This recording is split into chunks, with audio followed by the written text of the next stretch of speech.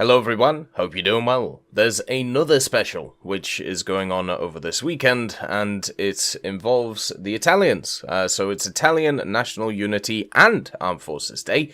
So Gagin are celebrating it in the standard way of bringing back a vehicle for GE, this time the P40 GC Leoncello, and then also you can get the Bergeslieri Cockade decal. So from the 3rd of November to the 6th of November, you just have to play 3 battles using Italian vehicles, and you can get this. Obviously, if you do it in ground, you can also get a few points towards the TOG, which is pretty cool. That's something to focus on. There's also some Datamines, which have come out over the last few days, which we'll have a look at. So as always, thank you to Oshida for those, and then let's get into the Leoncello and my general thoughts on it. So the Leoncello in War Thunder comes in kind of 2 forms. You have the standard P40, which is here, and then you have the GC Leoncello, which is exactly the same as the standard one, apart from the fact it gets a different skin.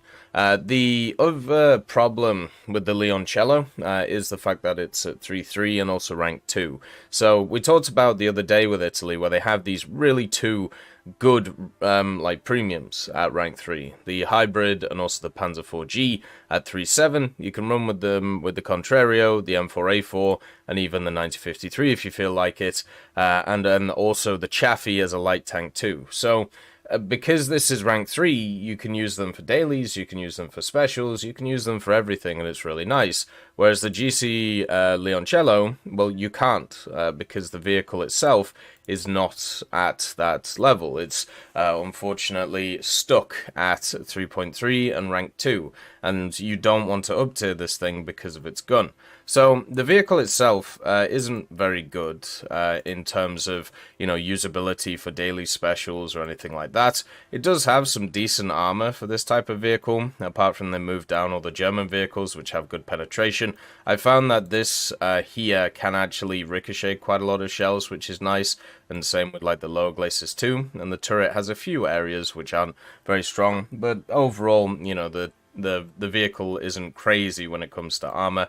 My biggest problem with it is actually its transmission, because once again, it's one of those vehicles that can go forward, but not very quickly, and can't get out of there, so its reverse is very poor. Crew of 4 as well, so if you pen through here, if you have 100mm of pen, this thing just dies.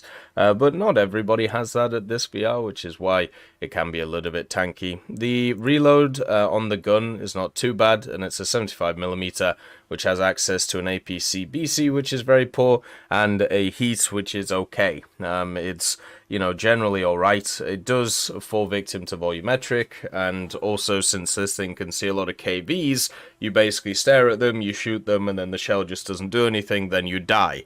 That's pretty much what happens with vehicles like this against stuff like the KV-1B and E and also L11, which isn't very fun, and T-34s as well. So the pickup for this, no, I think is probably the answer for it. It has some positives to it, you know, it's overall, you know, an okay medium tank. It has artillery, it has smoke, it has all of these, but the negative factors such as not being crazy survivable with its armor, the RNG-ness of its gun actually doing damage, and the fact it sits here in, you know, rank 2, and you have 2 banger premiums just above it, which are also on offer right now, and probably cheaper than it. Just kind of kills it for this weekend.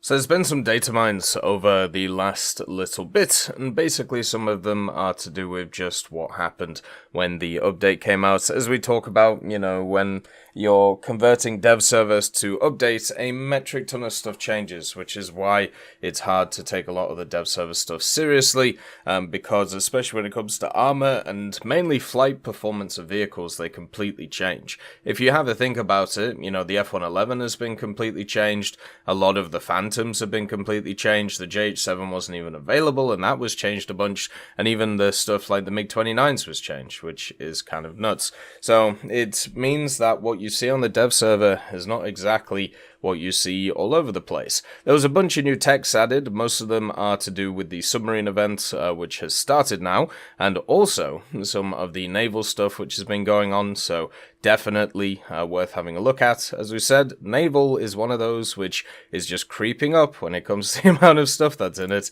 It's kind of crazy how much stuff is available there, and it's just going to keep going in a pretty fun way. They're just going to keep adding stuff over and over and over again. There's a lot of mechanics and ships which are available to add, which you'll see over the next few years, and we know that because of the fact that they're available in other games like War Thunder Mobile, and also what they're working on in the files. There's a few text changes as well, just to make it look like it's basically just making the stuff more easy to read, and they also renamed a few vehicles. So, for example, the Tansam 1C is now the Type 81C, and now the Type 81C Tansam Kai on the stat card. They also renamed the M109A1 for the UK, and just added, well, the UK, and the Pariskaya Comuna is now the Pariskaya Comuna with a capital K. So there you go.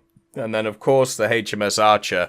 Of course, there was an outcry because they removed the word gay, and it was just called the HMS Archer. Well, now, don't worry, it's called the HMS Gay Archer. So now you can do the funny memes, can't you? So there you go. You've won, and now it's funny meme time. Ha ha ha! Let's have a fun. You got killed by the gay. Wonderful stuff. I love that we have to have these conversations. New titles were also added, and they were all for, of course, the night battles that they're bringing in. They're bringing in a bunch of stuff to try and make people play night battles. We'll see if it actually works or not. And then also, at the same time, the Halifax B Mark 3A actually lost its reward multiplier on its its 4 £1,000 bomb load because they changed it to 4 £2,000, which is kind of interesting. So larger bomb load, but it loses its reward multiplier, which kind of sucks. They also changed a lot of the resistances on some SAM missiles, the Type 91 and the 9M37M.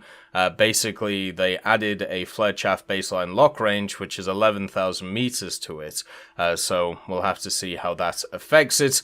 They also changed a lot of semi-active and active missiles when it comes to their radar seeker angle gate rate. And once again, more changes to 530D and F that we talked about previously. They also changed the boundaries of Golden Quarry and Crossing Over the Rhine, probably making them more streamlined, which is what they've done with pretty much every map now. And I don't know about you, but I've seen a massive increase in different weathered locations. And I'm guessing that's something that they've also brought in. It's been kind of interesting. If you want to actually check what the weather conditions of the map are, it tells you in the top left now, which is something we covered yesterday, but I think it's quite nice. They've fundamentally changed how the F5A, the F5A, the F5C, and also the F5C Turkey, which is still around, which isn't actually used yet. They've completely changed how those guys fly. The same with the F5Es. So, yeah, fun times. And then also, they've changed how a bunch of radars work when it comes to their width, but mainly just increase them, so no negative stuff there. They added the new decals for the TOG event, all of them, including the 11 years decal 2, and there is a new decal as well, the Spooky Esports decal. So I'm guessing that's going to be for the esports events over the Halloween period, or they'll be for something else. One of the interesting things is they added the ability for the AMX 10P to scout and also repair allies faster, which is obviously quite nice for the vehicle. But then later on, today, they've removed both of those abilities. So it used to be able to scout and also repair allies faster, because technically it is an IFE that is masquerading as an AA, but instead, now it just won't be able to. So that's fun. That sucks, because you want a vehicle to be able to be useful in that role, and instead they're just trying to force it to be an AA, and that's it. And there you go. It is kind of how it is. When it comes to the economy changes, they've changed the modifications for the F8E, the new boosters. They added previous modification not required, which is the compressor to it, so we'll have to see how that changes stuff. They also changed the H129D and Tiger Hat Block 2. They're now 11.0 in arcade and 11.7 in all of the other areas, and the Spike ER Guidance IR Seeker, the gimbal limit is now 60 degrees instead of 35, and the track rate is 10 degrees per second instead of 6, so they have massively buffed that. They also brought back, of course, the P40, which is something we've talked about, not worth getting, just get the M4 Hybrid. And then, of course, today, they added a bunch of new vehicles because of the event. The Fletcher, the Tacoma, and also the Type 7. So this Fletcher is basically the same as a standard Fletcher, but the Tacoma, we actually do have a Tacoma class in the game for America. It is the Hoquiam, or however you say it, the USS Hoquiam. So I'm guessing the Tacoma is pretty similar to it. It is a non-researchable vehicle, so they just brought it in for the event. Then, of course, the Type 7. Weirdly enough, it's rank 2, battle rating 3.7. So that gives you kind of an idea of where they're working on with these things. So early tier destroyers is where they're thinking of putting it in. Kind of interesting to see. They also added some new loading screens. So the Bastard of the Atlantic one, and then you have a login one for the 11 Years of War Thunder called Dark, and then also Fire. They also added some new images for the monocular, the periscope up-down, the submarine controls help, and also submarine fast ascent, which is pretty cool. And they also added in all of the tech tree icons for the 3 vehicles, so it looks like they're probably going to add them to the game at some point. Maybe not the Fletcher, but definitely the Tacoma and the Type 7 would make a lot of sense. Bunch of new text for the event once again, and also they added a bunch of decals too, and some of them are more interesting than others. We got some weeb stuff again. So you got the Beggars Lieri Cockade, which is what we talked about earlier, the Kings of Battle decal, because they just released the skins if you didn't know, so that's available now. The Rat decal and the Bullet Scapper Flow is there, but also there's the Haybox Pilot Girl decal, so there you go, you can have a bit of fun with it. Overall, there is a bunch of stuff going on, and hopefully the AMX 10P can get its scouting back once again. It's very odd that they just keep upping and downing that thing, so yeah, it's another one of those vehicles that's just getting screwed with when it doesn't need to, but overall it looks pretty positive from an event point of view. Hopefully you can get everything done. There's so much going on right now, it's pretty hard to keep up. As always, I hope you have a wonderful day, and I'll see you next time.